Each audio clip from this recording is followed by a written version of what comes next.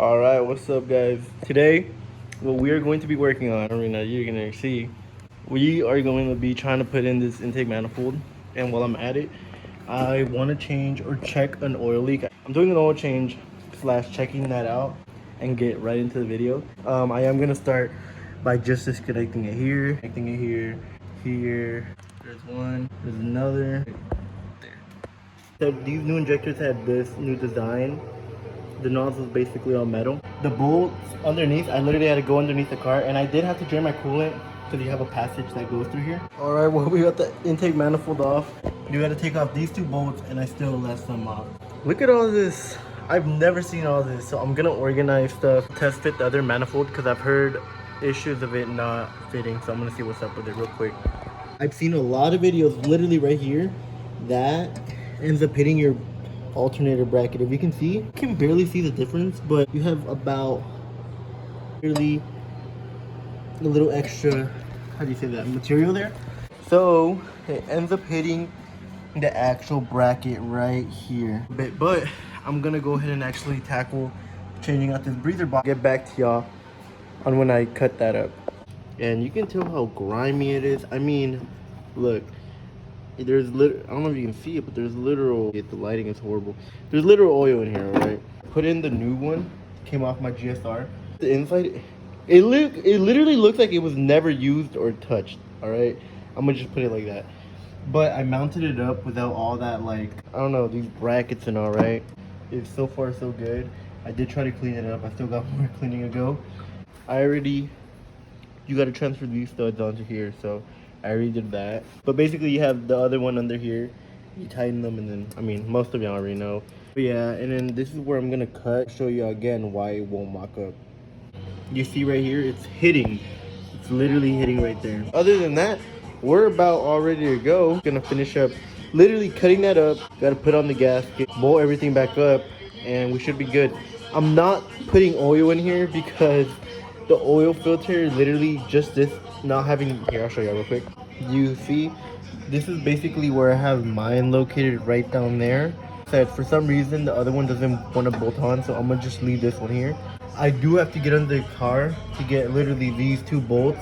The placement of it is, even with my car being tucked, it still makes it easier for me to come at it from this angle. So that's the way I'm gonna come at it. All I gotta do is cut it off so I can have that clearance here, and she should be all ready to go. Hopefully I can get this all wrapped up tomorrow, but in the snap I'm gonna be back.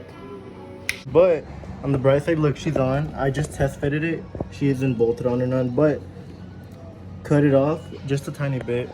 All right, and now she's officially on. We got the gasket on. We got the idle air control valve on, air temp sensor, and throttle position sensor. And I did also put the gasket on, the 70mm one. Skipped on a lot of stuff, I'm not gonna lie. Everything's put on. Was I dealing with a handful of bullshit that really was my fault? Spacers, I don't know where they're at now. I think I threw them away, but you know the original ones, they have spacers. Long story short, the injectors weren't fitting. Took spacers off, injectors fit. It wasn't fitting properly. You know what that means. I basically had a bunch of air leaks when I put everything together. I had air leaks from the injector, the throttle position sensor, just because I was adjusting it. But once I bolted everything up, everything was still, like, you know, messed up. My dumbass unplugged this shit to tighten this bolt, and I forgot to put it on. And I thought my solution was fixed because I unplugged the idle air control valve, and it idled perfect. But I was super rich, and then I was like, what the fuck? I see it's unplugged, and long story short, everything is good now.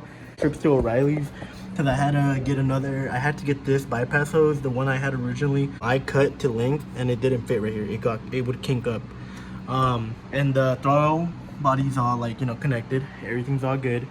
I'll show you the car running here in a bit. It is warmed up already, bled, everything's good. I just wanted to show you how everything was set up.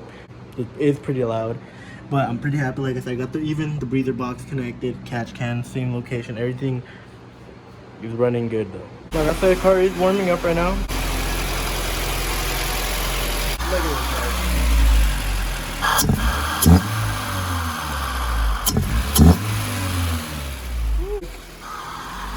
The idle air control is so loud. Oh my god. But yeah, she looks so good.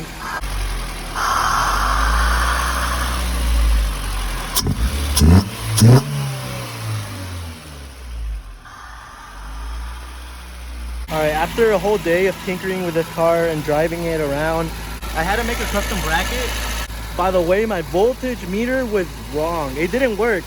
Because after, you know, calibrating it, it was reading like under 50. So long story short, at my job, I got another one, tested it out, and it read 50 closed, and then, you know, 4.5 volts when it was fully open. That helped me also adjust my idle.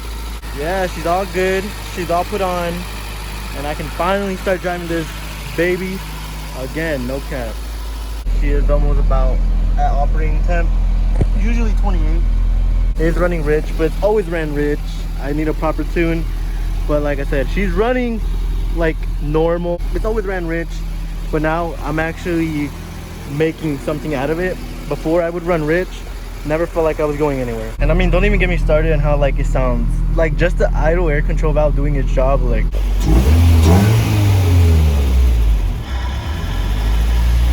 literally sounds like Darth Vader, no cap. But yeah, thank y'all though for tuning in.